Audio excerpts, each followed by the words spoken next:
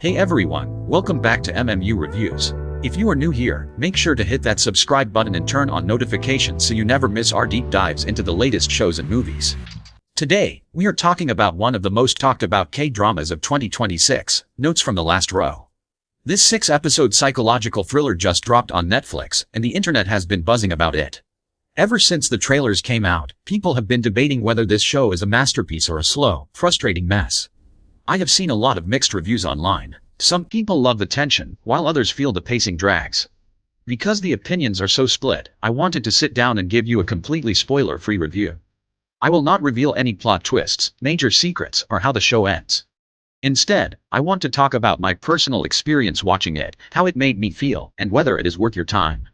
By the end of this video, you will know exactly what to expect without having anything ruined for you. So, let us dive right into Notes from the Last Row. Before we talk about the good and the bad, let's set the stage. What is this show actually about? Notes from the Last Row is based on a famous Spanish stage play. The story centers on a university literature professor named Hayao Muno, played by the legendary Choi Min-sik. He is a failed writer who is deeply unhappy with his life and frustrated by his students.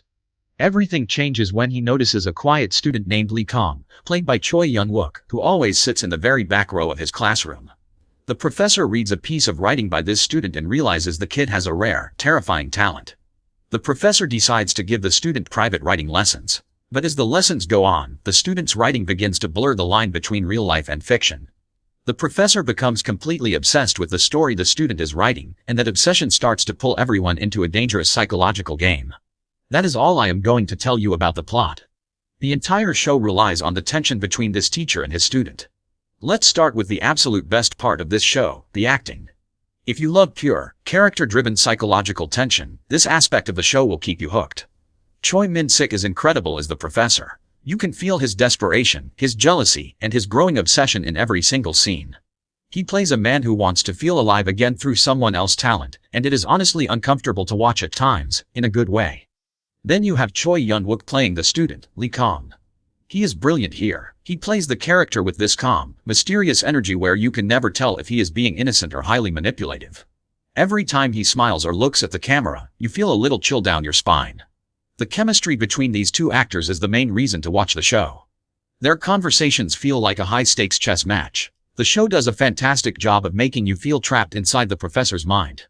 As a viewer, you start to share his obsession. You want to know what happens next in the student's story just as badly as the professor does. Now, let's address the elephant in the room. Why are the reviews so mixed? Why are some viewers walking away unhappy? After watching all 6 episodes, I completely understand why people are divided. This show is a slow burn. If you are expecting a fast-paced thriller with car chases, action, or constant loud jump scares, this is not that kind of show. Because it is based on a stage play, a lot of the drama happens through long conversations in clubs. It relies heavily on dialogue and subtext, meaning what the characters aren't saying is just as important as what they are saying. For some viewers, this style can feel repetitive or slow. There were moments in the middle episodes where I felt the story was circling the same ideas without moving forward fast enough. If you get bored easily by long dialogues about literature, art, and human nature, you might find your mind wandering during these episodes. However, if you enjoy watching characters slowly unravel and appreciate atmospheric tension, the pacing might not bother you at all. It really depends on what type of viewer you are. As for my personal experience, I watched the whole series over a single weekend. Even though the pacing slows down in the middle, the show has a very strong, just one more episode, factor. The director, Kim Gyu-tae, does an amazing job with the visuals. The lighting is dark and moody, and the music sets a very unsettling tone. The show makes ordinary places, like a library or a classroom, feel unsafe and eerie.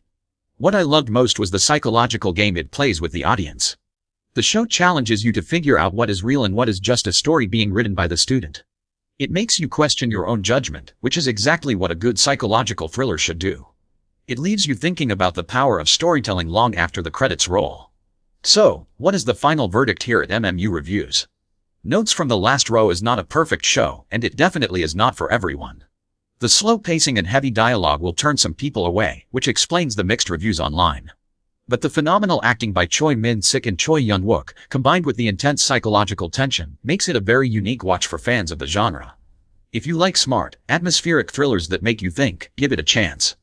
If you prefer fast action, you might want to skip this one.